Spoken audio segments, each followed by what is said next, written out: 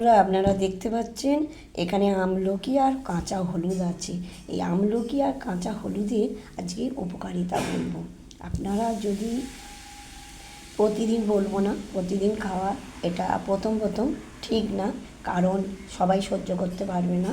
কারণ পেট কনকন করবে, কারো পাতলা পায়খানা হবে, কেউ কষা অম্বল হবে, কেউ নুন দিয়ে খাবেন না। কিন্তু নুন দিয়ে খেলে এর গুণাগুণটা নষ্ট হয়ে যাবে।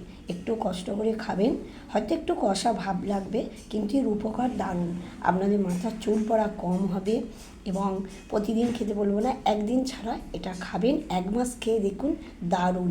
এরম মানে কি বলবো, আমাদের শরীরের যে গ্ল্যামার বা উজ্জ্বল ভাবটা আপনারা ভেতর থেকে বেরিয়ে আসবে, আর চুল পড়াও কম হবে, আর লিভার সতেজ থাকবে। ওষুধ যারা রেগুলার খান তারা অনেক কম খাবেন, আমি গ্যারান্টি দিয়ে বলতে পারি। যদি আপনারা নিয়ম করে 1 মাস খেয়ে দেখুন এর উপকারিতাটা কী।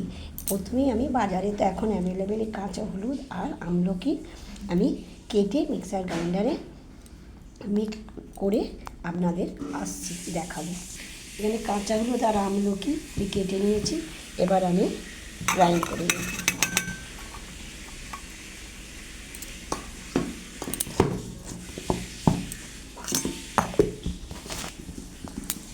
আমি এই আমলকি আর হলুদ দেখুন আমি মিক্সার গ্রাইন্ডারে গ্রাইন্ড করে নিয়েছি।